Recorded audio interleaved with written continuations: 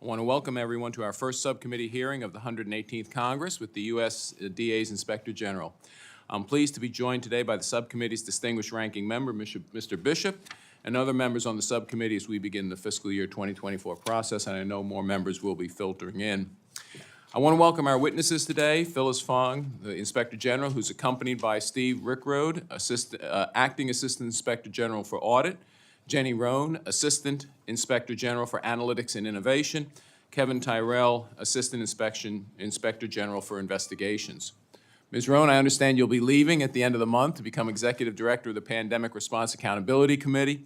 I want to congratulate you on your new role and thank you for your service at the USDA OIG. Ms. Fong, it's good to see you again, and I look forward to hearing your testimony today. We appreciate the crucial independent oversight your agency performs over all USDA programs and operations. Given the unprecedented increases in funding USDA has received over the last several years, this oversight is especially critical. Since the start of the pandemic, USDA has spent billions of dollars to expand programs and initiatives that have not always been authorized by Congress. Your agency serves as an important check over USDA actions and decisions. OIG's work ensures that USDA is held accountable to Congress and, most importantly, to the American taxpayers. I appreciate the oversight work your agency has done regarding USDA's COVID funding, and I'm sure this subcommittee will inquire about oversight plans for the funds provided in the Infrastructure Investment and Jobs Act and the Inflation Reduction Act later this morning.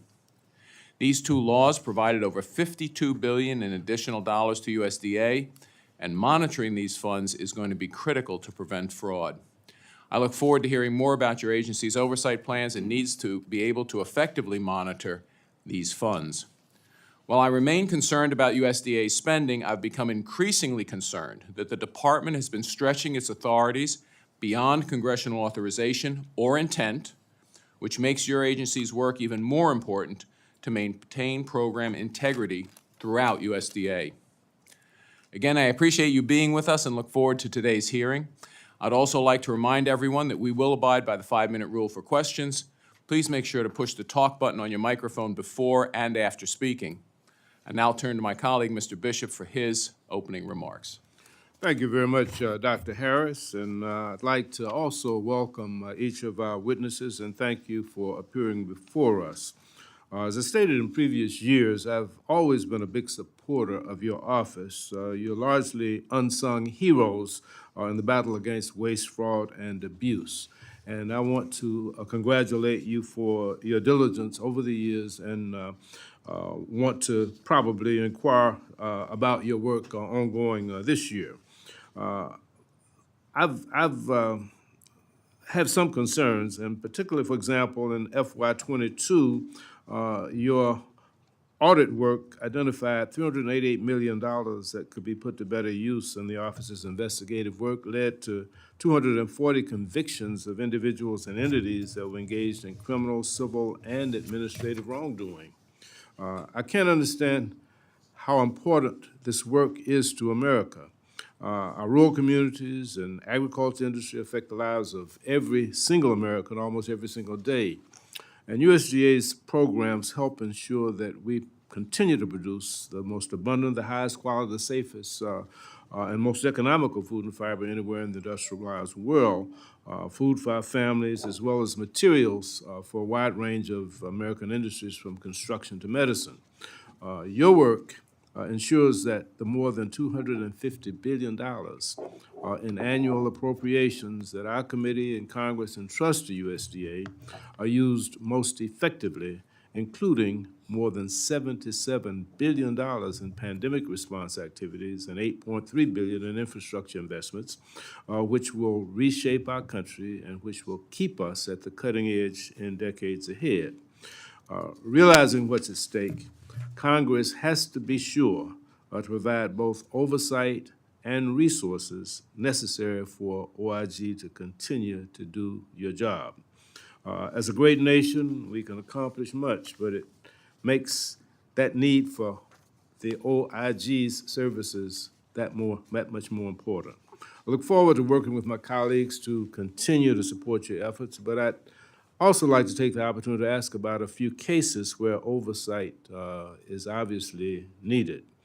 Want to ask you about two cases where APHIS failed to monitor funds to outside entities involving nearly $150 million, and three cases where USDA hastily created programs but did not have proper controls over more than $350 million in payments. Thank you, and I yield back. Thank you, Mr. Bishop. I'd like now to recognize Ms. Fong for her opening statement. Thank you, Chairman Harris, Ranking Member Bishop, and all the distinguished members of this subcommittee. We really appreciate the opportunity to be here today and to be the lead-off hearing for this season's appropriations hearings. And let me just start out by thanking the subcommittee for your support and your ongoing interest in our work. This has been a constant. Your support has been a constant through changes in leadership and administrations, and we look forward to working with each of you on matters of interest. And we truly appreciate the funding increase that you gave us for FY23 that will be put to good use in our oversight activities. Over the past several years, all of us have weathered the coronavirus pandemic, and we have, in the IG's office, continued to provide oversight of USDA programs through that pandemic. As you mentioned, our dedicated staff last year demonstrated flexibility and innovation. We produced 32 audit and inspection reports, reporting over $487 million based on our audit and investigation results. And as we move forward in 23, as both of you have indicated in your remarks as well, we find that we are challenged to provide effective oversight to the rapidly growing portfolio at the department. As you all know, in the last 3 years alone, USDA received billions and billions and billions of dollars for pandemic relief, infrastructure, and inflation reduction activities, in addition to the annual budget and appropriations. With funding streams like these comes the need for oversight to ensure that programs are serving those for whom the assistance is intended and that any fraud is addressed quickly. At the OIGs, in our office, from our perspective, when these funding streams are enacted, we must quickly analyze them. We must understand the programs that are affected. We must develop appropriate oversight approaches, engage the department's managers proactively to make sure that they're thinking about internal controls. We have to handle hotline complaints if they come in. We certainly plan a range of audits and inspections to look at those program rollouts, and we must investigate any allegations of fraud that we receive. These funding streams, as you can imagine, are at different stages of execution within the department, and our activities concomitantly are at similar stages of planning and execution. And of course, we continue to be responsible in the IG's office for the regular portfolio of work that we do. Every year we have statutory mandates to perform financial statement audits, reviews of improper payments, reviews of IT security. If there are burnover deaths in the Forest Service, we have a statutory mandate to look into that. So we continue to handle that caseload and to provide a level of oversight to all of the department's programs, agencies, and offices. To handle this workload, we will need the increased resources proposed in the President's FY24 budget request. We are developing new approaches. We know that we have to work in a more agile way and use our resources as effectively as we can. So we are in the process of developing new ways to plan our work, new analytics products, and a focus on timely reports to help you all out and help decision makers. As you know, in our written statement for the record, we've summarized many of the most recent reports that we have done, and we look forward to discussing them with you during this hearing. So in closing, I want to thank you all for your continuing support. We know that the request for FY24 for our office provides for an increase, and if we are able to obtain that increase, we will use those funds to provide oversight of the infrastructure and inflation reduction investments in several USDA agencies and programs, among other priorities. So that concludes my remarks, and we would be pleased to engage in any questions that you might have. Thank you very much, Ms. Fong, for your presentation. And I'll start. Look, I'd love to know what the president's budget request is for your operations. Okay. Oh, that's a month late. So we've been waiting a month for the president's budget. This is his third term. I can't figure out why it's a month late. But we have you here. And again, I don't know, maybe you know something. I don't know. What is the president's budget request for your OIG office? It's my understanding that the request, am I on? Yes. It's my understanding that the request has been transmitted to the Hill. Certainly not in the sense of the overall budget, right? Because we don't have the overall budget. It's March 9th, and I don't know, when is it going to be released? It's supposed to be today. Oh, today, okay. And I think by law it was supposed to be due February 9th? February? I think so. Anyway, so I'd love to discuss with you what the administration thinks the OIG should be funded, but I don't have the information. The Inflation Reduction Act did did not provide any oversight funding, right? So it was $44 billion to the department with no augmentation to your staff. And I get that because that's the same way we approach Ukraine funding, $118 billion, no oversight. But that's not the way we should shepherd taxpayer dollars. In your professional opinion, how much of that $44 billion should actually have included a little bit of oversight funding? What percent of these kind of expenditures, ballpark estimate, do you think you need to provide proper oversight? You ask a very good question. And when I look at the history of supplemental funding that's been given to the department, disasters, American Recovery, IJA, IRA, pandemic, we always believe from our perspective that there needs to be a level of funding for oversight provided for audits and investigations. Now that level can range, and it has ranged in the past, from nothing to, 0.0 something percent. We are happy to work with whatever the committee deems appropriate, but we do believe that there is a need for oversight funds.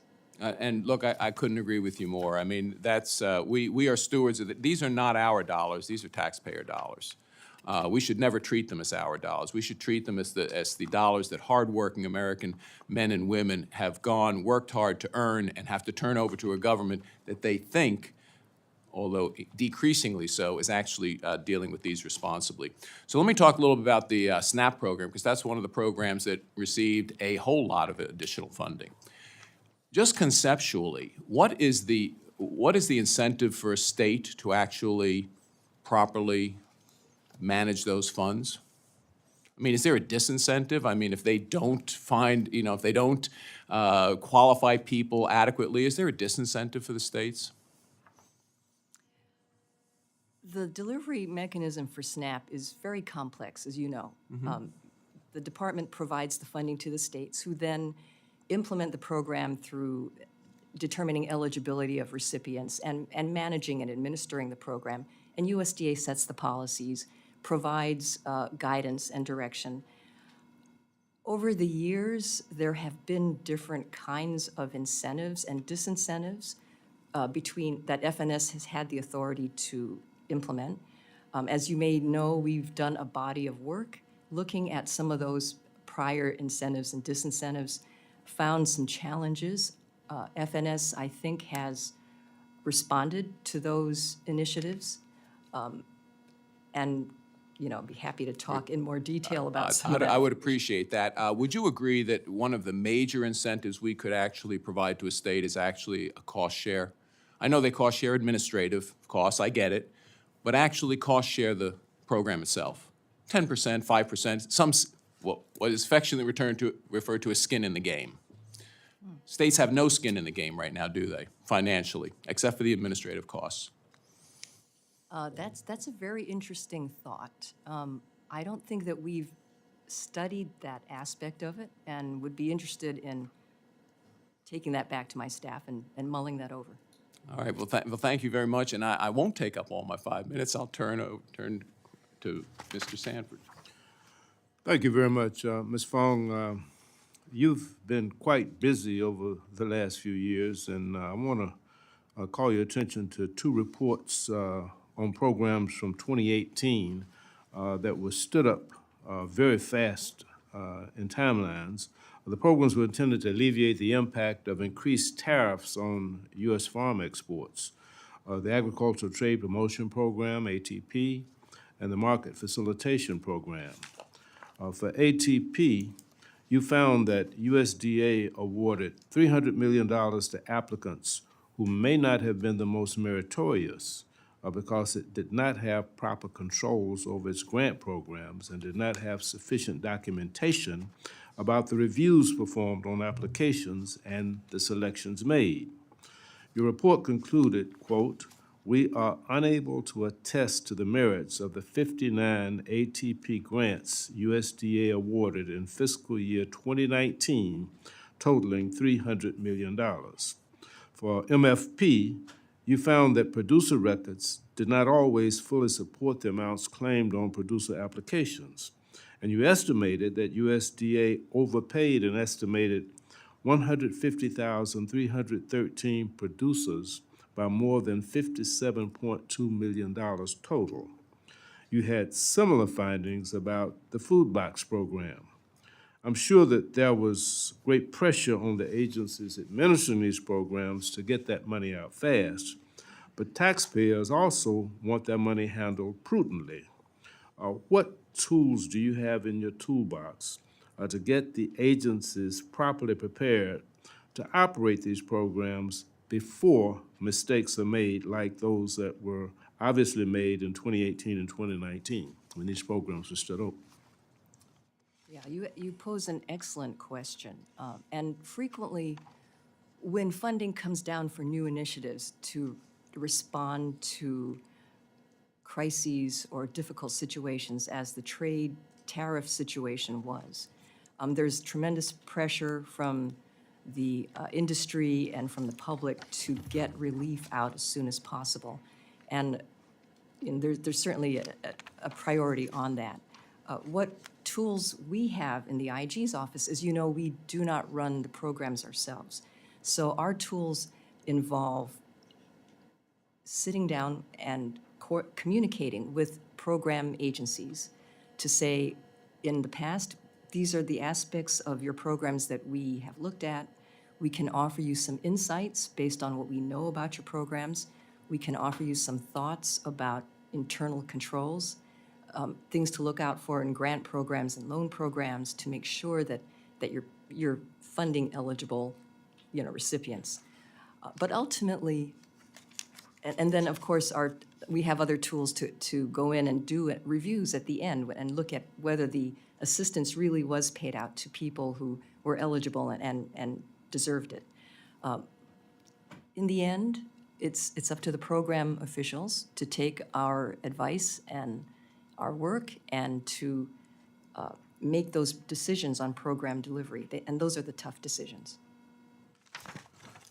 Okay, you, earlier this year, thank you for that, and we'll go into that a little bit more depth later on.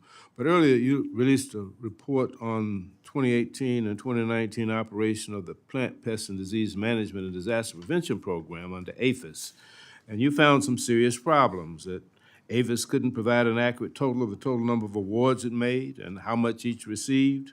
It couldn't provide reasonable assurance that it effectively monitored more than $123 million in funding. A high-risk grantee was identified by APHIS itself, but then the agency failed to do any additional oversight of the grantee. It had no means of assessing how successful the funding was in accomplishing APHIS's mission of protecting plants from disease and exotic pests. And in my long service on the subcommittee, I've heard example of agencies dropping the ball. Any thoughts on how we can get ahead of this? Well, and I think that is an excellent way to discuss one of the products that we can do, one of the tools that we have in our toolbox, which we can use where appropriate if we've done audit work and we've made recommendations and we understand that the agency says they accept our recommendations and they're going to implement it and they say they've completed action. we do have the ability, and we have done, we've gone into the agency again a number of years later to just review whether or not that activity has in fact occurred and has been effective. So there are ways for us to go back and to also do additional audit work if we determine it necessary. I think my time has expired, Mr. Chairman, so I yield back. Thank you very much, Mr. Bishop. Mr. Valadeo. Thank you, Chairman. Inspector General Fong, I want to thank you and your colleagues for being here today and for your testimony. Appreciate your willingness to come back, testify before this committee on its very first hearing of the 118th Congress. Over the past few years, federal agencies have received more funding than they can spend or know what to do with in a lot of cases. They have received funds related to the COVID pandemic totaling $77.5 billion. An infrastructure bill provided more than $8.3 billion, and the so-called Inflation Reduction Act provided $44 billion. It's encouraging to learn from your testimony that your office's work through the audit's investigation saw a potential dollar impact of $4.4 billion through fiscal year 2018 through 2022. Inspector General, can you expand on the cost savings recoveries mentioned in your testimony? What happens to those recovered dollars? Are they being repurposed and spent? That's an excellent question. And to answer that, I need to just explain a little bit about what those dollar recoveries represent. So we do report dollar recoveries as results of both investigations and audits. On the investigation side, those usually are in the form of fines and restitution orders when a case has gone through prosecution and there's a judicial order implemented. Those fines and restitution orders can go into the Treasury General Fund, or they can come back to the agency depending on the nature of the order. On the audit side, many of our recommendations where we attach dollars to them, they can be dollars that can be recovered if there's been an inappropriate cost or a contract payment. They can also be what you would call an avoidance, where if the agency takes our recommendation, improves its delivery, they can save money by not giving funds to people who don't deserve it, instead taking those monies and making them available for people who are truly eligible. So we call that funds to be put to better use, and those are viewed as dollars for us. So I think you get a sense of the kinds of things that we're reporting. Okay, just the way it read, it sounded as if there were dollars coming back. So they're really not coming back, they're more just savings. Some of them come back, some of them don't. All right. Well, and then, so with what comes back, how are we making sure those dollars are spent responsibly? Is there any oversight on that front?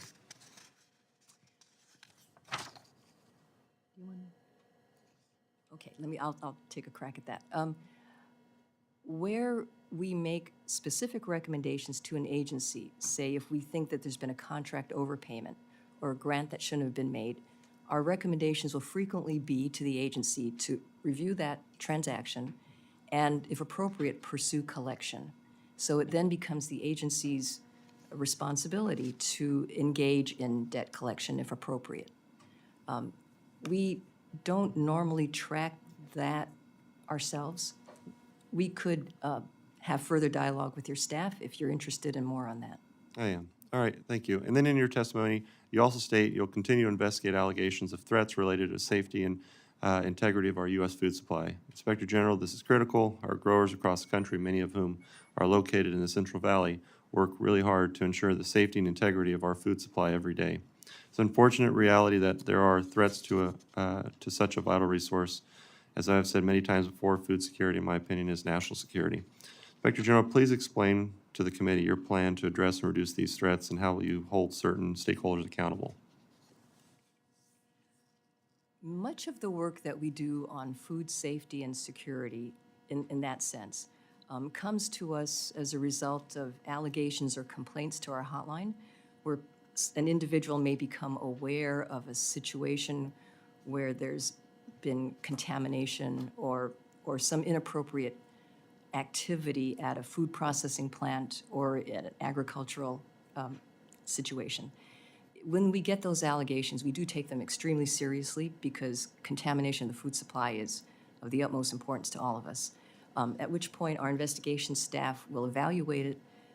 We will do whatever investigative work we need to do to nail down what happened, and if appropriate, we will take that to prosecution. Well, we do see occasionally, and I'm almost out of time, but we do see occasionally where some of these threats push for stronger regulations, and we always wonder how legitimate those threats are. And obviously, there's a huge cost to the industry and ultimately the consumer. We want to make sure that we're making appropriate decisions before we start to implement regulations that might not be necessary. So appreciate your time, and I yield back. Thank you. Ms. Underwood. Thank you, Mr. Chairman, and thank you to our witnesses for being here today. I was incredibly disturbed by recent reporting from the New York Times and the Washington Post, which told the heart-wrenching stories of migrant children who work long hours in dangerous jobs, often in violation of federal law. And while these reports highlighted meat processing facilities, we know that child labor is disproportionately more common throughout the entire agricultural industry. This industry is also disproportionately more dangerous. Young workers are almost 8 times more likely to be injured when compared to all other industries combined. And while DOL and HHS have a mandate to enforce our nation's labor laws and to protect migrant children, as the agency with the greatest nexus to our food and agricultural sector, USDA has an essential role to play here as well. Ms. Fong, at any point has the Office of the Inspector General looked at the role that USDA does or could play in combating the use of illegal child labor in the food and agricultural sector? That's an excellent question. We have been watching and reading those articles, as you mentioned, and giving thought to that. And as you point out, the Department of Labor has the primary and original jurisdiction to deal with workplace infractions like that. I do think you raise a good question as to exactly what the relationship is between USDA and food processors and DOL, and I think that bears some further thought on our part. Okay. Well, we hope that you do continue to explore this, and when you come to a conclusion, report back to our committee. The deeply troubling recent reporting is more proof that our food and agricultural industries are particularly at risk for illegal child labor. Of any federal agency, USDA probably has the most exposure to the operations of meat processing facilities. The child labor violations found by the Department of Labor at the end of last year occurred at facilities that are inspected by USDA's Food Safety and Inspection Service. And those violations are just the ones that we're aware of. Are you aware of any instances in which FSIS staff have referred suspected instances of illegal child labor to the Department of Labor? I am not personally aware. I think that is an excellent question that should be considered. Given the recent increase in reports and allegations of illegal child labor in the food and agricultural industry, will your office consider reexamining this issue and how it interplays with USDA operations? So particularly as those inspectors are traveling to these sites, could this be part of the criteria, for example? It's something that might end up in a report and have a referral to your office. I think you raised some very, very good questions, and we will definitely give some thought to that and get back to you on it. It's very true that our laws fall far short when it comes to protecting children, especially vulnerable migrant children, from exploitive labor practices. And it is far past time that Congress act to strengthen child labor laws, especially in the agricultural sector. However, addressing this issue will take an all-of-government approach that must involve USDA. I hope we can work with your office, Ms. Fong, to better understand how USDA can partner with the other agencies to eliminate illegal child labor from our food systems. Thank you, and I yield back.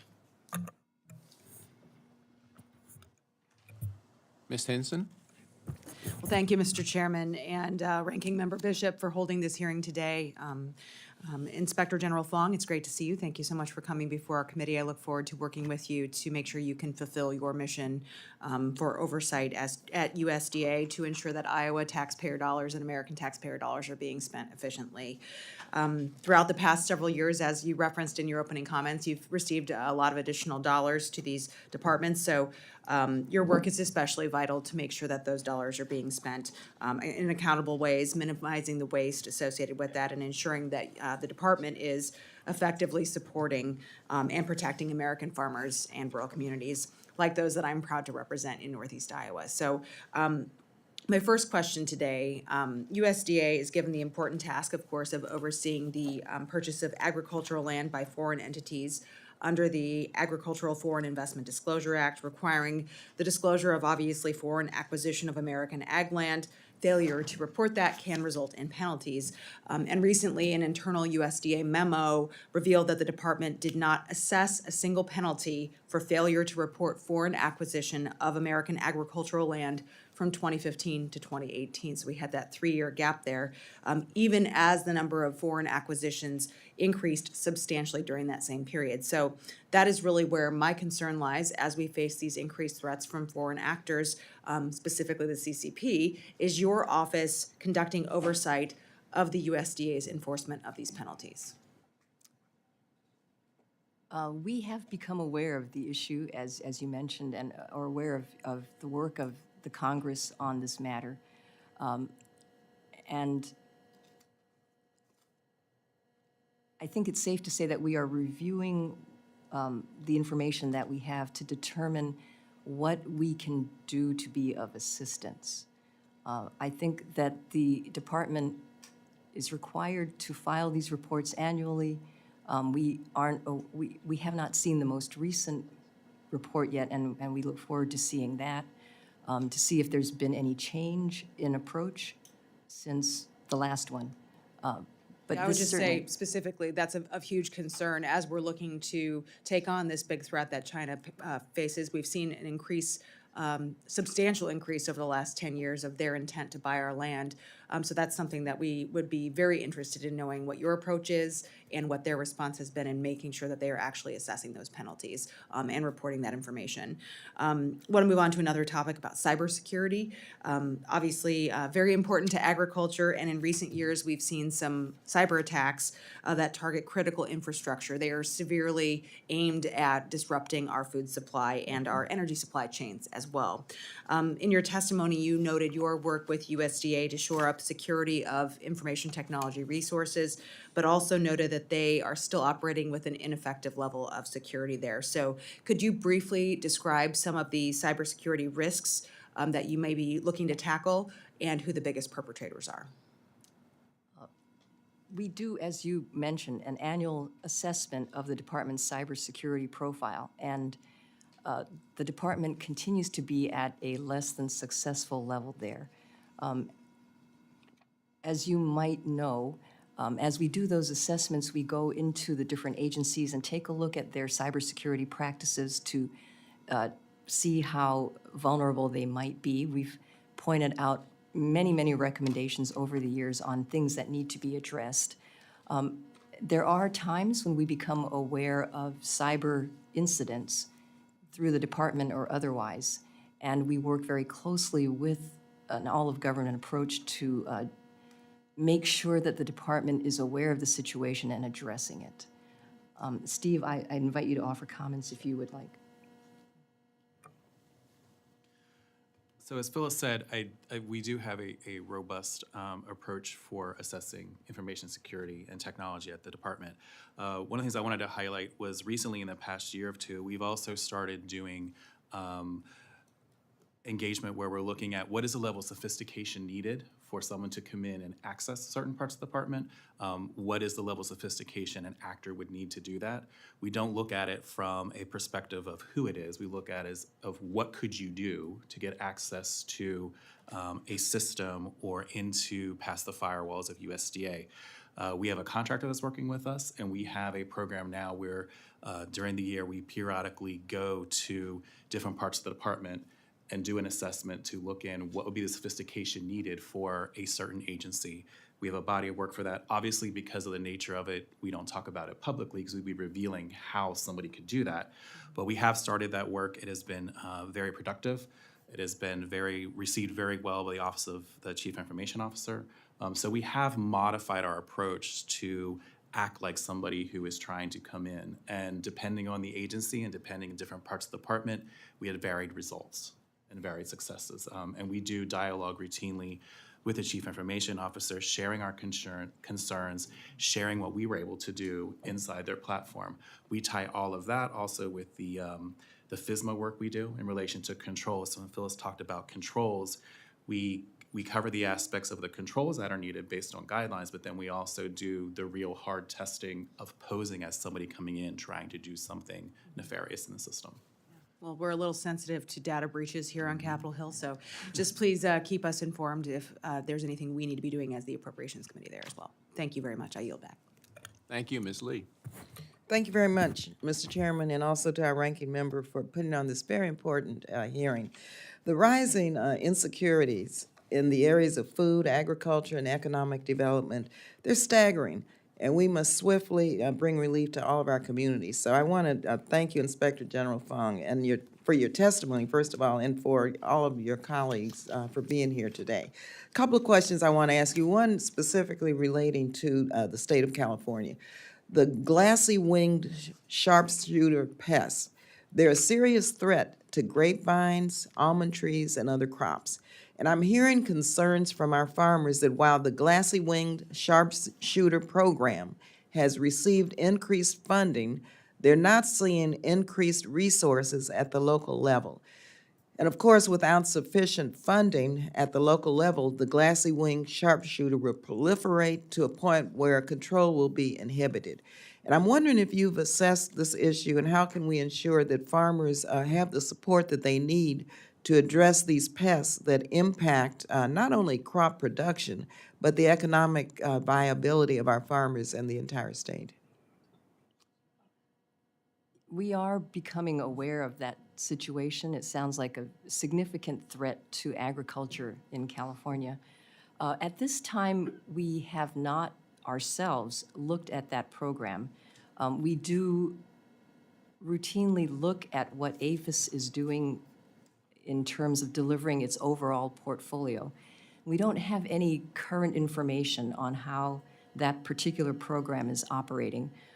Depending on how recently the funding was made available, it could be at various stages of execution. But I think we would certainly take that question back and look further into it as we plan our work over the next year and a half.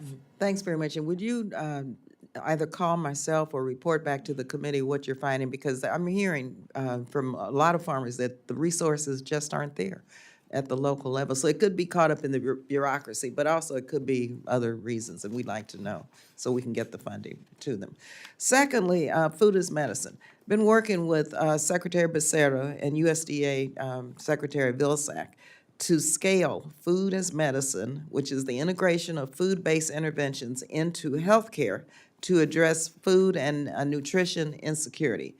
Given the growing demand of organic and regenerative foods, there'll be, needs to be a stepwise plan and investment to transition from conventional farming. And in this transition, we've got to make sure that BIPOC farmers and distributors across the supply chain are not left behind, and ensure that the sourcing and supply chain for organic and regenerative regional, local, and hyperlocal sourcing is there.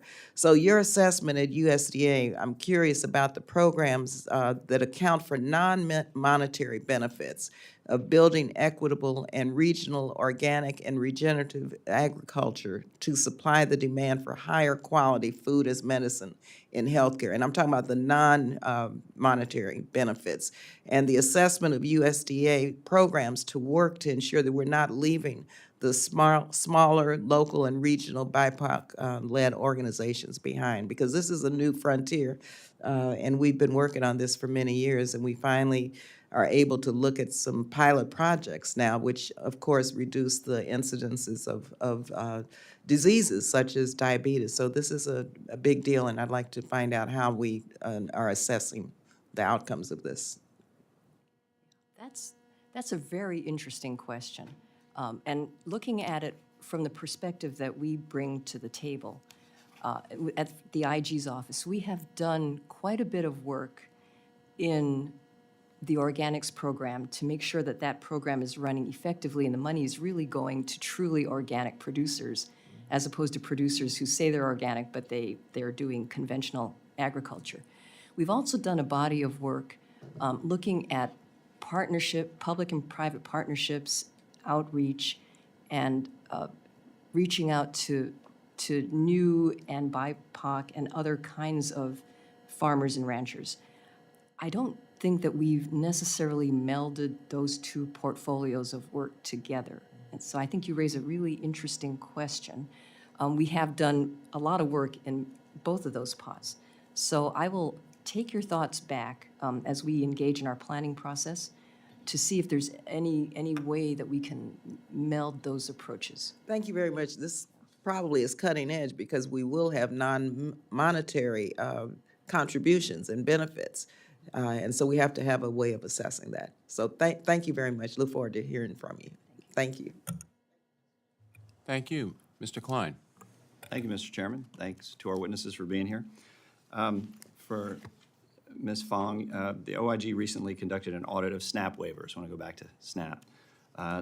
You found that the divisions responsible for issuing waivers did not consistently document policies and procedures and did not meet departmental record-keeping requirements. And according to FNS officials, this occurred because some waivers were too unique for standardized documented policies and procedures to be effective, and procedures that were not formally documented were communicated to personnel through meetings or emails. Did the OIG's recommendations address these concerns? And are you recommending that FNS still consider unique waivers in light of this, or will you be able to properly document them? Yeah, the topic of SNAP waivers is very complex, as the program is.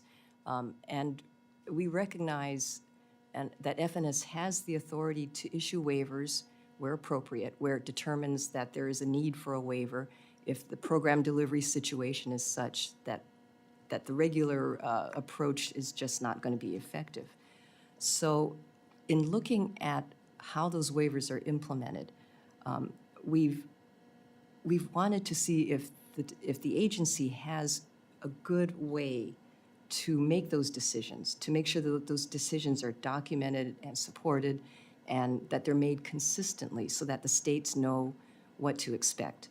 And I think that was the focus of our report. Basically, we found that, yes, FNS has the authority to do these waivers and that, you know, the states have the right to request them as appropriate. But we really think in order to make sure that these waivers are being effectively and appropriately and legally issued, that FNS really needs to tighten up its documentation and procedures. And I believe FNS agreed to our recommendations. Thank you. The USDA is also currently in the middle of a new program put in place during the pandemic, a pilot program that allows people receiving SNAP benefits to purchase groceries online and then have them delivered to their cars when they pull up in front of the grocery store. Virginia has 18 retailers that currently participate in this pilot program. More recently, the USDA started to allow online purchases to be made without a signature or a photo ID. Do you think that this type of verification is important? And are there concerns within OIG with this change? I'll offer some introductory comments, and Steve, you can comment if you wish. I'm not familiar with that particular aspect of the program. I know we did do a review of it, as you mentioned, and we were very concerned about some of the privacy aspects of it to protect the personal information of participants in the program. I don't remember us looking at that particular aspect, though. Steve, you might have more information.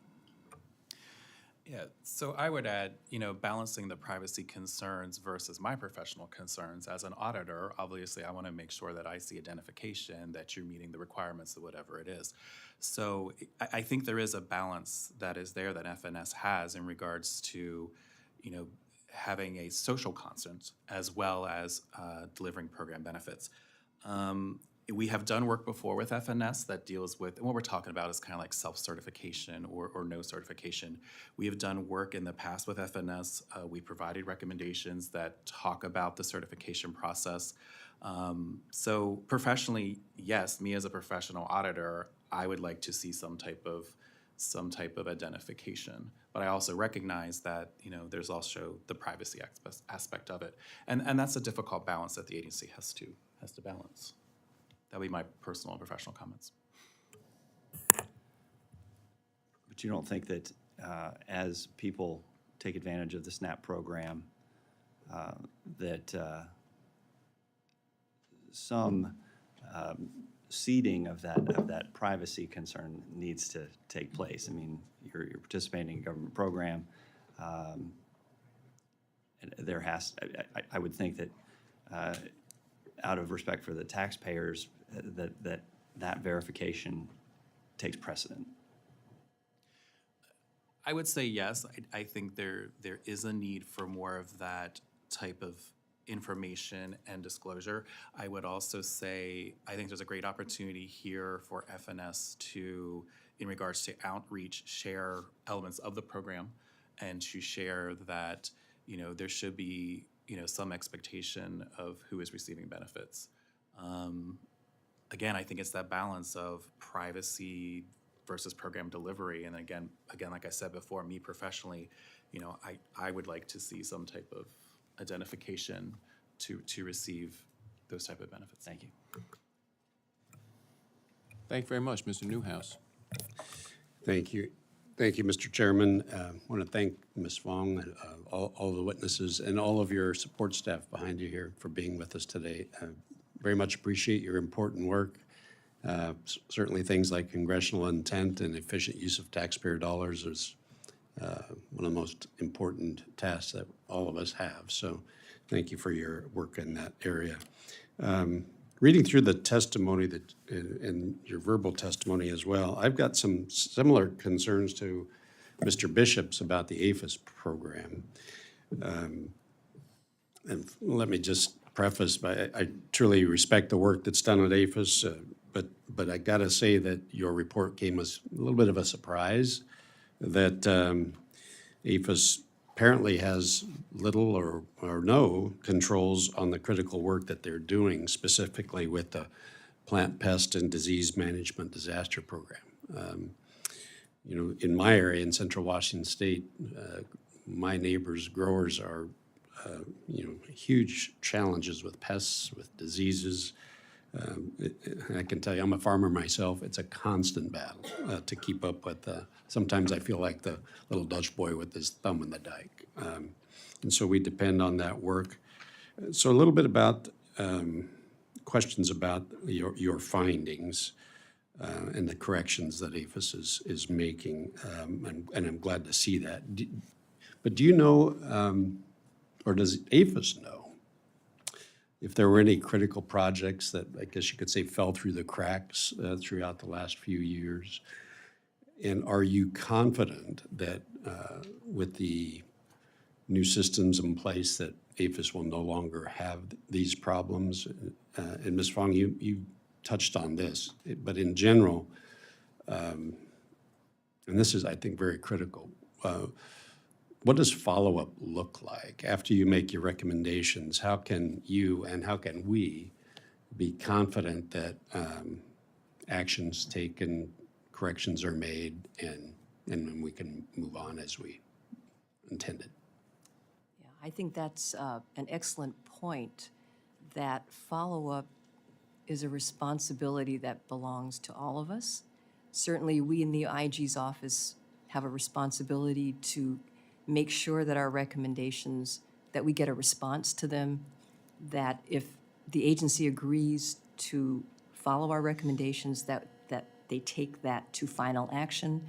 And then once that's accomplished, then for us to go in and reassess to see in future work whether or not that's been effective. So you do go back and see? We can, and we do, but not in every case because of resource priorities. But similarly, and I think you raised a very good point, it's the responsibility of the department program managers and policy officials as well to, as they run the programs, to say, hey, what did the IG find? Are we effectively implementing it? Have we really dealt with the issues? Are there better ways to deliver the programs? And similarly, the committee in your jurisdiction have the ability to ask the program managers the same questions. Yeah. What are you doing with the IG's recommendations? What are you doing to improve the programs? It's really the right question. Because we may not always make the most apropos recommendation. There may be other things that the program people say, hey, we could really accomplish this, but in a different and better way, which is always a good result. So your confidence level is high then that they will no longer be having these problems? I think it's trust but verify. Okay. Any critical projects you think were fell through the cracks? Do you have any comments, Steve? The comments I would make was it would be hard for us to determine if there were critical projects that fell through the cracks, because as we said in our report, we can get a database of all of the work that was done. And for a period of time, we worked with APHIS to get that database. We also worked with them to reconcile. And just for some context, APHIS has these projects in different parts of APHIS, and they're sitting in various disparate systems. They're not in one system. So you go through the process of compiling all that into one database. Then that's the first step. The first step is you have to reconcile that, because sometimes there's various reasons why reconciliations have to happen. We tried to do that work with APHIS and along with APHIS for a period of time, and got to a point where we made a determination that was just not going to happen. So with that context, I think APHIS needs time to, because we just recently issued this report, they need time to step back, identify where all those sources are, and then get that information into one location and do the reconciliations that are needed. During that process, then there could be the determination if things fell through the cracks. From an auditor's perspective, we can't do that work until we know what all was actually to be in the database. So we weren't able to do that work. That's why we had what we technically call a scope limitation. We couldn't complete some of our audit work. So I think I agree with Phyllis from a verification, and I know in speaking with APHIS, we did reach management decision on all our recommendations. We had multiple recommendations. So APHIS will go through a process where they provide information to the Office of CFO to verify they do the recommendations. And I know this is one that my staff and us as OIG are definitely waiting for that time to happen so we can come back and look, because we plan to do work and test those projects. We couldn't do it. So we still want to do that work. But to do that, we have to have a reconciled database that has all of those projects. So I can't tell you if things fell through the cracks because I don't have a database. That's just Stay tuned. Yeah, stay tuned. That's a good way to say it. Okay. Well, thank you very much again. Thanks for your work. Thank you very much, Mr. Franklin.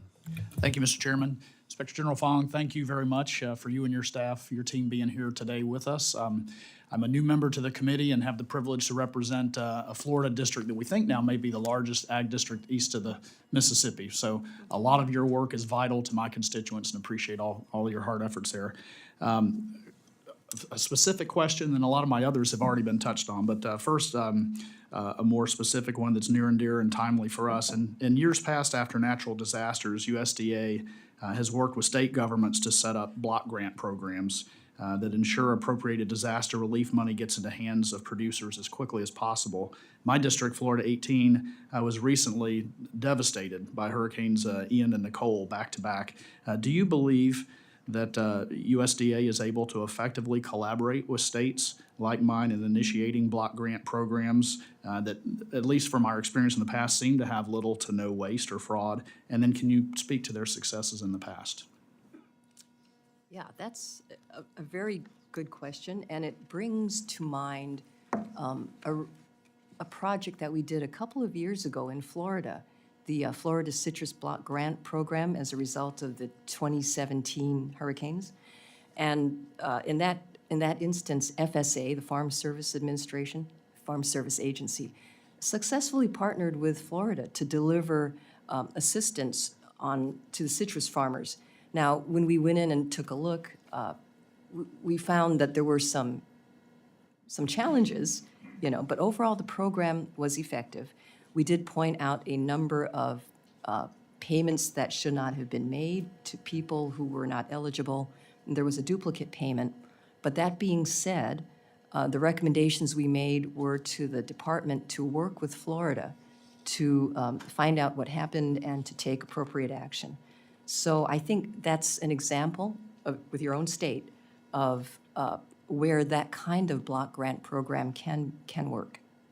Okay, well, thank you. And we're in the process now of trying to get bill language through to allow money that was appropriated last year to be able to be released for that, because our citrus growers are crying out for it. My other question, and this is I apologize in advance. This is a new guy question from the end of the lectern when you get a lot of questions, others that have been asked. But I'm just curious from a very macro level, looking through your background and your history. This is not a political question at all, I promise you. But you've had the opportunity to serve in a number of administrations, both Republican, both Democrat. You've served under a number of different secretaries, a lot of career workforce in USDA. So you could pretty much say, I would think that you've seen it all. There's probably, from your perspective, there's nothing new under the sun. Maybe different variations of things that keep coming around again. Well, but I'm curious, and this is not throwing anything at any shade at Secretary Vilsack. It could be any secretary. But if you were to find yourself suddenly in the role as USDA secretary, knowing what you know over all the years, and you had to put together a 100-day plan to create the most efficient, effective department as possible, from what you know, where would your first priorities lie?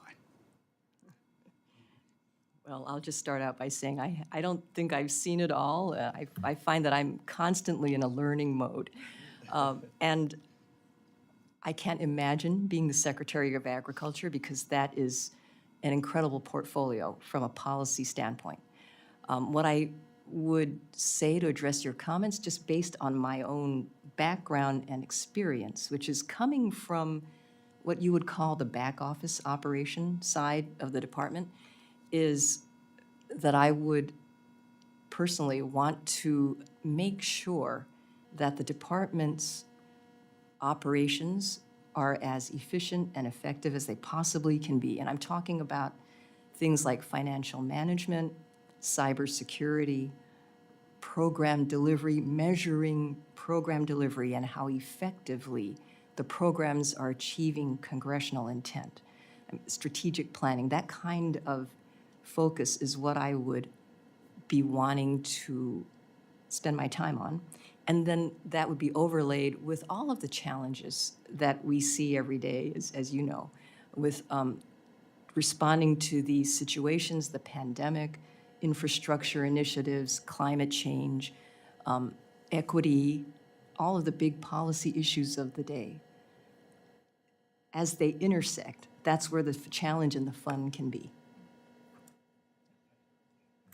Thanks, Mr. Chairman. I yield back. Ms. Latlow? Thank you so much, Inspector General, and for your incredible staff and all that you do for communities like mine. In Louisiana, I represent the 5th District. I would argue it's one of the largest agriculture districts on the west side of the Mississippi. But it's an honor to do so. And they rely so heavily on USDA programs. As you know, we have a lot of disasters in Louisiana as well. And I read through your written testimony, and there's one thing I noticed. I see no mention of conducting oversight for USDA disaster relief dollars. The fiscal year 23 omnibus provided $3.8 billion in disaster relief for producers who suffered losses in 22, and $10 billion for 20 and 21. Louisiana's 5th District was one of the most affected disaster areas, and our communities are relying on this funding so they can get back on their feet and be able to provide food for America's families. I repeatedly hear from my producers across my district who believe their losses are covered, and when reading the legislative text, they are. Still, when the USDA releases its disaster program information, it does not include the covered losses provided in the law. So what role does the OIG play in ensuring congressionally appropriated disaster relief actually makes it to those constituents they are meant to serve? That's a very interesting question. We have, over the years, and we were there when Katrina happened. Sure. And all of that assistance was rolled out and providing oversight. And of course, with the 2017 hurricanes and Sandy and all of the disasters that have occurred over the last 10 to 20 years. We have a body of work in disaster oversight and the many programs that USDA offers. I think right now we are assessing the funding that was recently appropriated to really understand which programs are receiving the funding and how they plan to allocate that. We have not started to look at that yet. Okay. But I will definitely take that back as we plan our upcoming work. So 'cause it is the OIG's responsibility for oversight? To oversee, yes. Okay, good. I look forward to that. Okay. And my follow-up is, when I travel through the district, one of the most common issues among constituents is the access to high-speed internet. The Infrastructure Investment and Jobs Act provided $2 billion for USDA broadband programs. This included $1.9 billion for the Reconnect grants and loans and $74 million for rural broadband program loans. That's $2 billion from the IIJA alone. Nearly an additional $1 billion has been provided for previous appropriations and legislations for telecom programs. So despite this record level of spending for various broadband initiatives, I still have concerns that funding isn't prioritized to support communities with zero connectivity, many communities in my district, as opposed to those who already have it. So for example, in FY23, this subcommittee provided an increase in funding of $1.5 million for oversight of USDA IIJA programs such as broadband loans and grants, watershed and flood prevention operations, and a new bioproduct pilot program using agriculture commodities. So do you believe the OIG's current funding level is adequate to properly conduct oversight over the billions of broadband dollars intended to support people and communities living in districts such as mine? We would agree with you that the broadband programs are a priority for all of us. And from an oversight perspective, we see the need to provide oversight of that funding. We've done work in it over the years and are aware of the challenges that RUS faces in delivering those programs to make sure they hit the people who need it most. We currently have a review going on of Reconnect. I think that report should be issued in the next couple of months. Great. And we will make sure that you and the committee get that report. We'll also take what we learn from that, because we're looking at the funding and how it's being distributed. Right. To see what lessons we can learn to apply to the IJA programs. But rest assured, we are keeping our eye on broadband. Great. Is there any effort to prioritize those with zero connectivity? Steve, do you have any comments on that? I would say connectivity is obviously a prioritization within RUS. There are criteria for connectivity. It comes down to a lot of definitions. So I would say yes, as governance, there is a priority for those who have no connection at all. But then you also have people who have poor connection, no connection, and all of those pieces. So yes, RUS does have a priority for that, but it's also inside all of the other buckets of their prioritization. Obviously, in a program, there's eligibility requirements, but yes, there's definitely a prioritization for RUS for those without connection. Thank you. I've run out of time. I yield back. Thank you very much, and we have time for a second round of questions. So I'll go ahead and start. Let me just say up front, just commenting on Mr. Klein's testimony, I would hope that most people would agree that one effective tool against fraud in the SNAP program would be a photo ID. I mean, come on. I mean, nobody questions us getting a photo ID for a driver's license, where we actually pay money to the government and pay taxes when we drive our car. I don't know why anybody would question, the need for a photo ID when you're actually getting something from the government. So I hope we can get past that at some point. Ms. Fong, let's say, with regards to the budget, I understand the process works. You probably had to submit a request to the department for what you wanted, right, in the president's budget. Was your homework in on time? I think it was. Okay, I imagined it. Well, knowing you, I imagined it was. It was probably a little early. But when you talk about your costs, what are personnel versus non-personnel costs? Yeah, and within our budget, personnel is the vast majority. It's about 79% of our budget. So if you got a $10 million bump, that means you'd go out and you'd spend another $8 million or so in personnel. How fast can you hire that? I mean, look, we're in a tight job market. Can you ramp up to conduct effective investigations? Yeah, that would be a challenge. We do have a number of personnel tools that we could use. We would look at temporary hires as appropriate. We can also consider the use of contractor support in the meantime.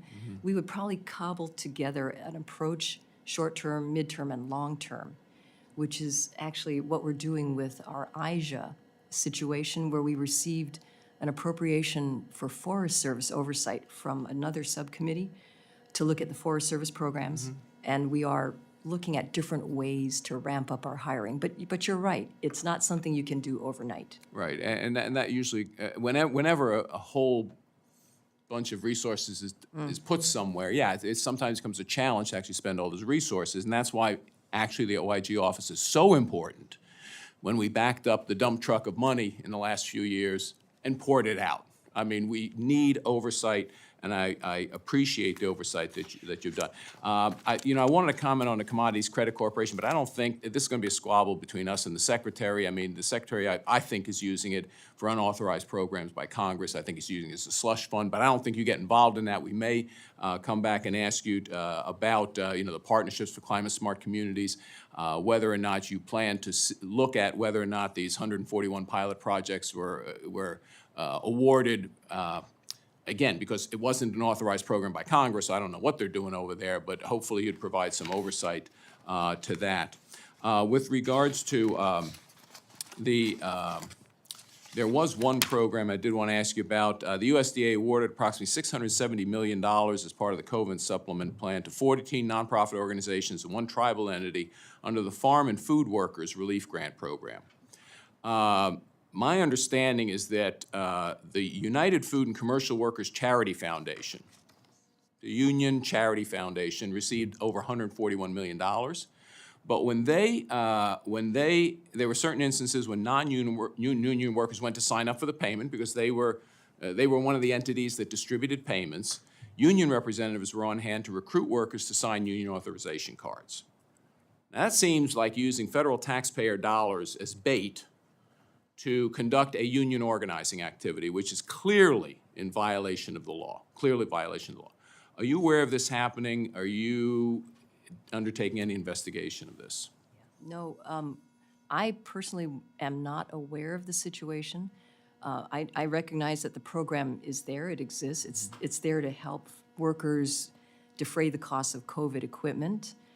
That's an interesting wrinkle, and it may be that perhaps our staff should get together and just have a conversation about that. So you would agree that the purpose of the program is not to unionize farm workers? My understanding is it's to provide COVID relief payments. That was my understanding as well.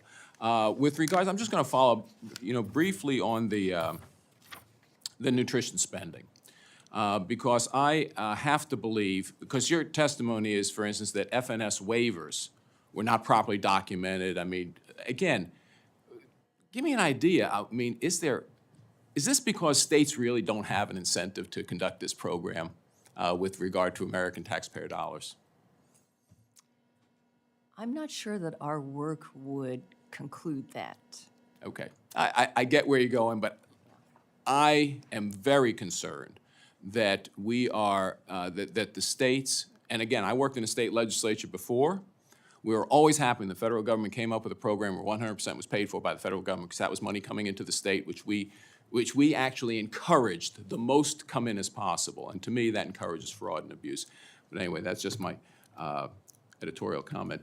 Mr. Bishop. Thank you very much, Mr. Chairman. With respect to SNAP and the emergency pandemic relief that all of the states seem to have had a great need for, we were in the throes of an emergency, so it's somewhat understandable that they didn't quite have time to really organize it in order to get the help out in that emergency. So but we have to depend on you to make the recommendations and to identify problems, and hopefully with this committee and through Congress, we can get it right going forward. I want to go back to the area that Mr. Newhouse and I were exploring earlier. Last year, you released a report on the Cattle Health Disease Incident Response Program of APHIS, which is a program, as its name suggests, that's devoted entirely to health issues involving the $106 billion cattle industry in the United States. It annually receives over $100 million in discretionary funds from this subcommittee. The report found many basic problems. One, it did not track cooperative funding agreements, so it had no assurance that the funds were used properly. It identified problems with its animal traceability program, but did not manage those risks. It did not use appraisers to determine the compensation for the cattle that was destroyed due to disease, and it lacked documentation for many of the payments that it made. APHIS agreed with each of your 9 findings, and that's good. But is there a point person in each agency who is responsible for ensuring that the agreed-upon decisions are actually implemented? I think our position would be that it is the head of that agency, the administrator, who is ultimately responsible for that agency's implementation of actions. So we need to hold the agency heads accountable, is what you're suggesting, if we want to assure some accountability. That's the action official. Now, let me just, virtually every year since I've been on the subcommittee, we get into disagreements over the then current administration's report card on improper payments. It isn't a particularly valuable argument because I don't think any of us knows the ins and outs of what an improper payment is. As an example, improper payments can be too high or too low, such as a SNAP beneficiary not getting what he or she is eligible for. Let me suggest we set aside that annual fight, and let me ask you to look at the broader picture over time. Over the years, are agencies getting better or worse at dealing with this issue of improper payments? Well, that's a really good question. And I like to look at what the department reports every year to get a sense for the trends. And what I think we're seeing is that on a very micro level, the department is still not in full compliance with the Improper Payment Act requirements. So that's at a very micro level. We're also seeing, as we go into different programs, that there are instances of improper payments being made in various programs, and that can vary from year to year.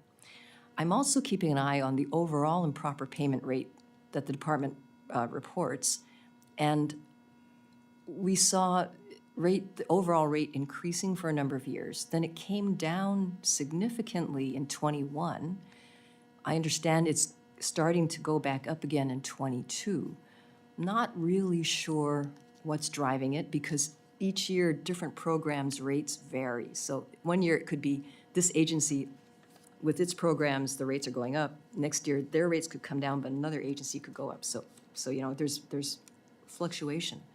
We're also keeping an eye on in particular the nutrition programs, because it's been several years since several of the nutrition SNAP program especially has reported an improper payment rate. And we want to just watch that to see where that's going. So those are the comments that we can offer at this point. So you haven't seen a trend in terms of the SNAP program with improper payments, or you just haven't had an opportunity to look into it? Yeah, there's not been, SNAP has not reported an improper payment rate for a few years because they need to get the methodology down. We hope that we can see a rate reported shortly in some future year so that we can start tracking how that's going. Thank you. My time has more than expired, and I yield it back. Thank you, Mr. Bishop. Ms. Wasserman Schultz?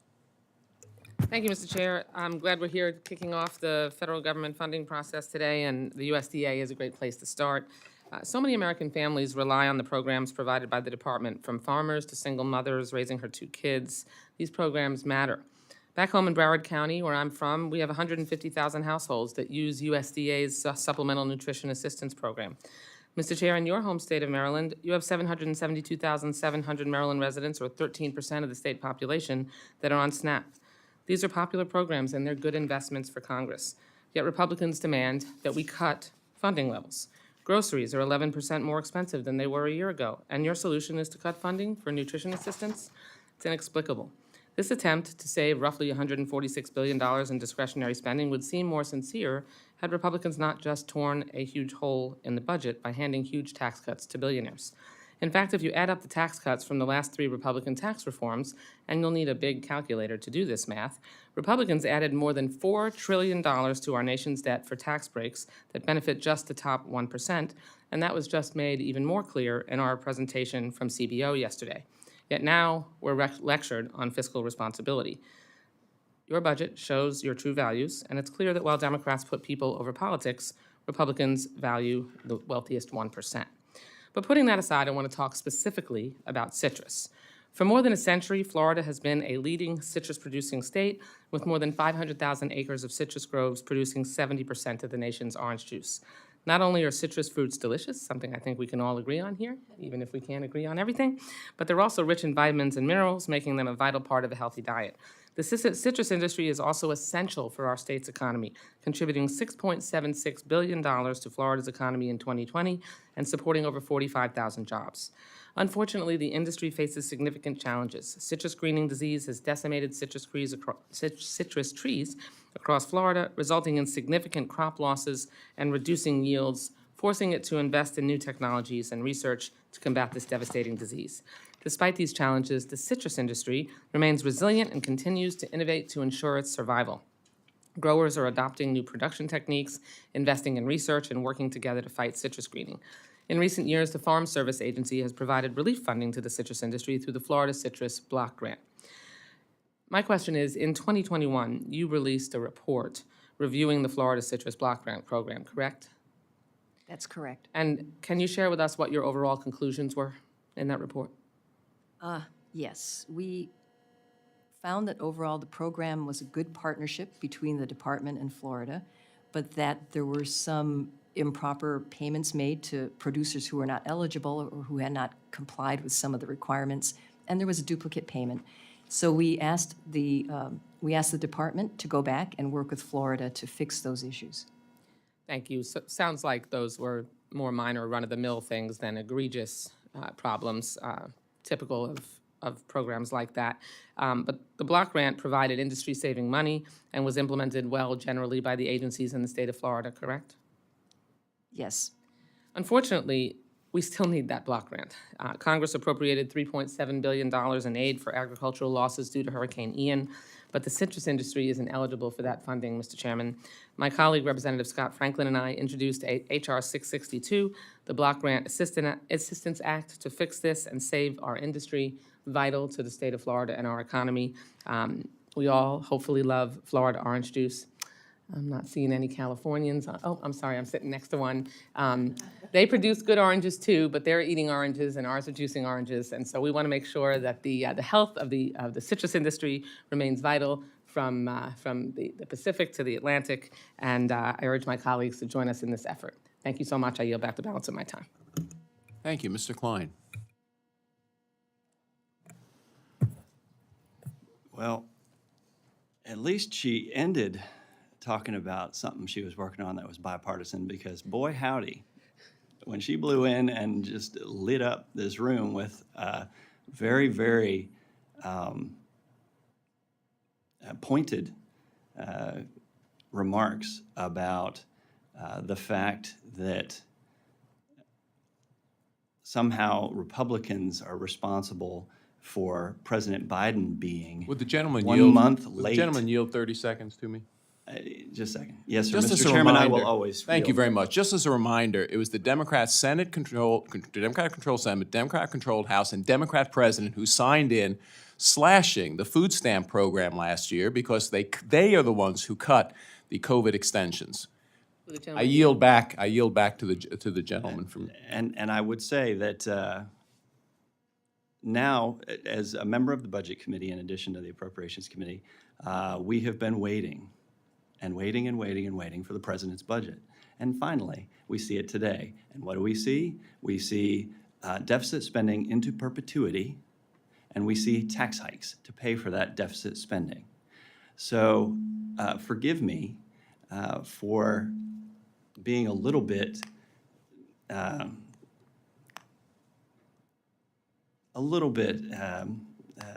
just not very anxious to hear the kinds of comments coming from the gentlelady from Florida about past Republican acts when Democrats have been in control of Congress for so many years.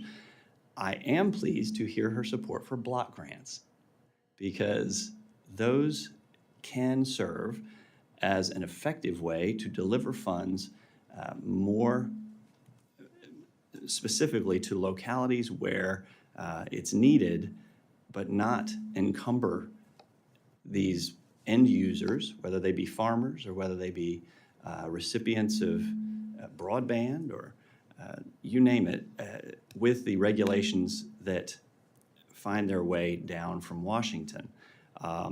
In fact, I think as a longtime proponent of block grants, you're going to see the increased use of block grants at the federal level. I think in particular at the Budget Committee, as we seek to actually be proper stewards of taxpayer funds here in appropriations, the Budget Committee is going to look to put forward a budget that achieves balance, that doesn't waste taxpayer funds, that actually prioritizes taxpayer funds to the areas where it's needed the most, and make sure that we don't have the waste that is all too commonly found in many federal programs.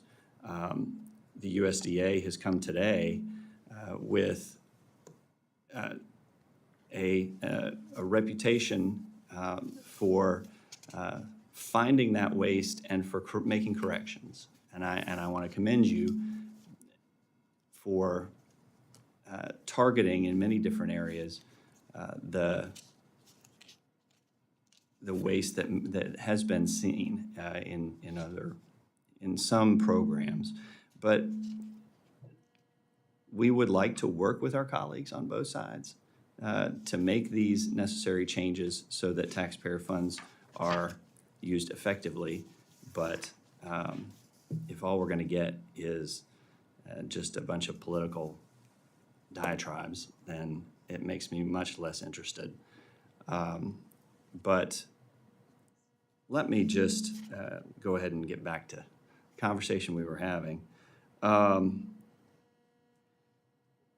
The Agricultural Trade Promotion Program was a temporary competitive grant program administered by Foreign Ag Service and designed to aid in the development of agricultural commodities in foreign markets by providing financial assistance to organizations for those activities. You found a great deal of issues with that. You were unable to attest to the merits of the 59 ATP grants that were awarded in 19, totaling $300 million. You're talking about corrections. Is this program still in existence, because it was designed to be a temporary program? And post-COVID, what is the current status? And I'll just offer some comments. Steve, you might have more detail. This program was set up to deal with the consequences of the tariffs situation a number of years ago. So I think that they have distributed all the funding that they were given at this point, because that was, the purpose of it was that specific situation. In terms of the recommendations, they go both to that program and overall to the controls that FAS, the Foreign Agricultural Service, would have in delivering its programs. We are looking at a number of FAS programs, and I think this is, maybe the first one out of the box. Thank you. Thank you very much. Ms. Lee? Thank you again, Mr. Chairman. Let me ask you about hemp and cannabis research. Given the fact that so many states have moved forward with medicinal and recreational use of hemp and cannabis, what is the current status of your assessment and recommendations on the production of hemp and cannabis? And what are the implications for farmers and USDA oversight and regulations? And also finally, what is USDA doing to better support small to medium businesses and minority farmers in hemp production? This is a fairly new program for the department and for us as an oversight office. So we are starting work in that area. We've got a couple of projects that are going on. We're looking at the Agricultural Marketing Service, their implementation of the domestic hemp program, and I think our report is due out early next year. We also have another project going on in the Risk Management Agency to look at the hemp crop provisions in risk management. That one will be out hopefully in the fall of this year. And that will be our first assessment of how those programs are going.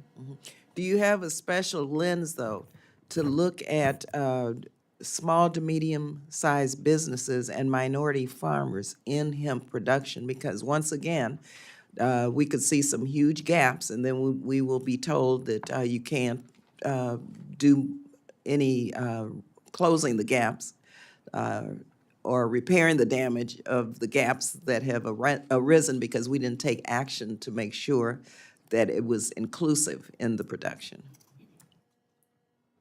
I think both of those reviews are in process. We can take your comments back to our teams to see if what they're seeing. I don't know if the program performance measures would measure that, so that's certainly an aspect that we could inquire. Yeah, because if you don't measure it, Right. then when we try to make sure there's some equality in the business, you'll say you don't have the data to be able to determine whether or not we should repair the damage or whether or not there's equal treatment and, equal access to the production. And so I would hope you would have that as a criteria and look at it within that context, because otherwise, just like with so many other programs that affect small minority-owned businesses, we get way down the road and zero.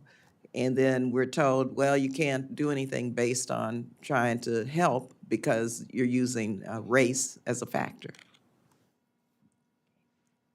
We'll take that back to the teams and see what we can find out. Thank you very much. I yield.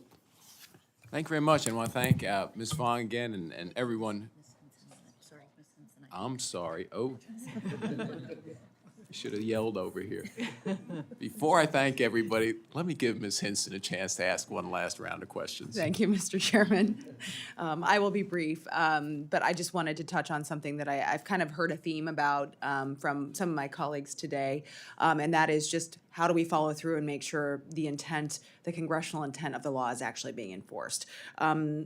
I want to focus on a specific USDA program that got some pretty good plus-ups in the CRP program, Conservation Reserve Program. It raised the payments for certain conservation practices. The 2018 Farm Bill, which obviously top of mind since we're in a Farm Bill year, established a statutory cap on CRP payments to 85% of the county's average rental rate. But I've been hearing some concerns about that, specifically that these increased payments have pushed CRP over that statutory cap, potentially leading to a situation where maybe the federal government is actually outbidding someone, including maybe a young or beginning farmer, for productive agricultural land. So what can your office do to, I guess, ensure at this point that that USDA is following the law here, especially when it comes to CRP and how these payments are administered?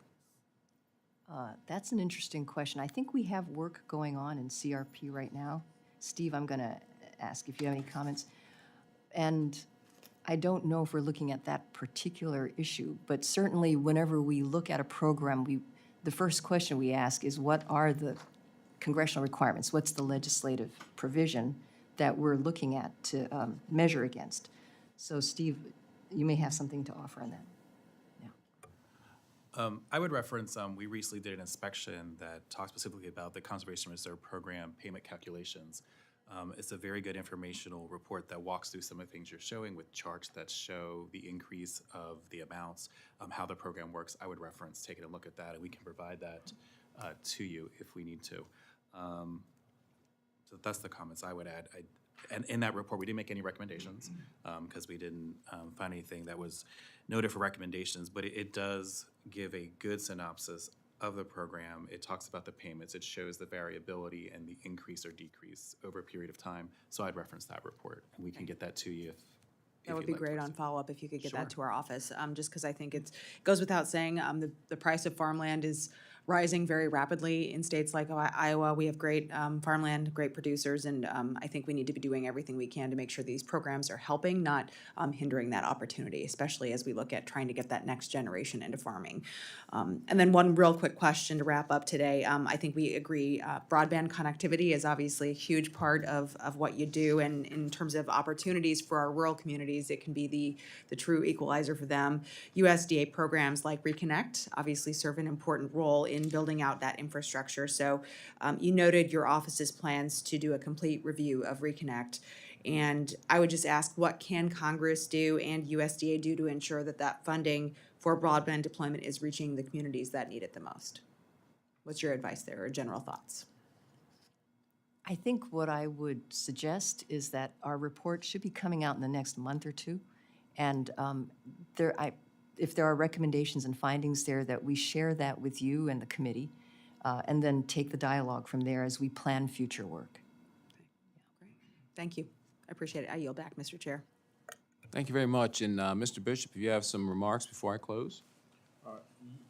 Yes, thank you very much, Mr. Chairman. Very, very briefly, this has been very enlightening, but it also has lifted up for the subcommittee the problems that we have in actually having a response from the agency to your recommendations.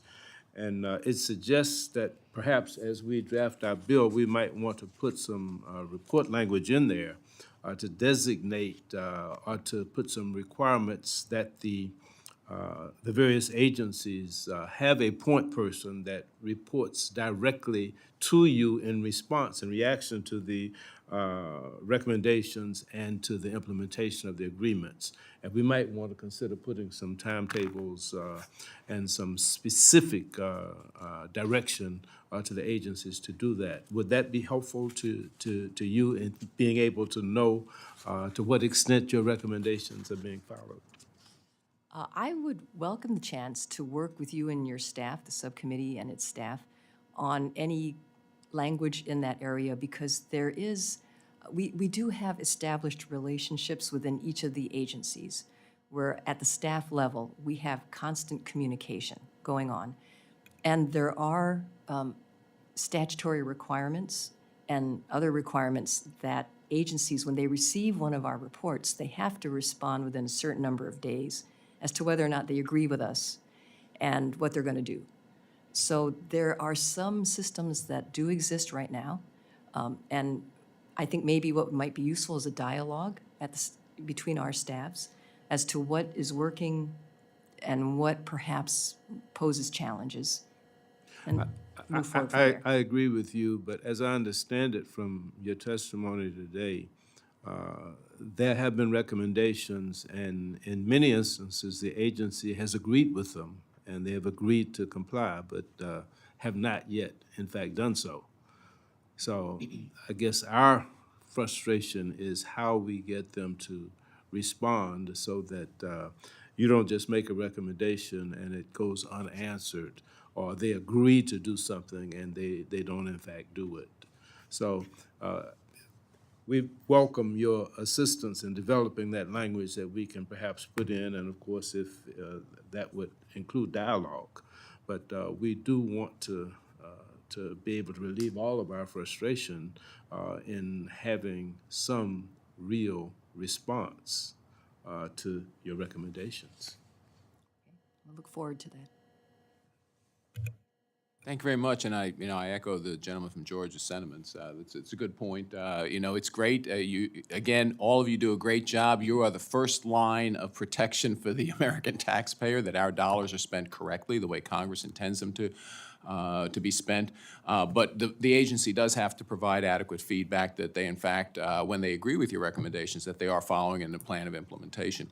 Ms. Fong and everyone, thank you all for being here today. This was very helpful. We look forward to some of the follow-up that was discussed. Ms. Roan, good luck in your next endeavor.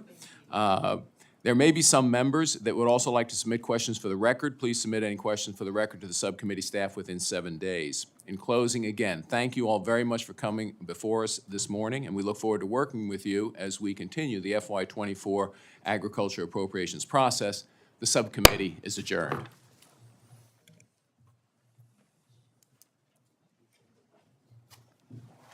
All right, do you want this with notes back, and we'll give you the original one without notes? Yeah, that sounds good. Okay, we'll swap you out. Yeah. But what do we do? Oh.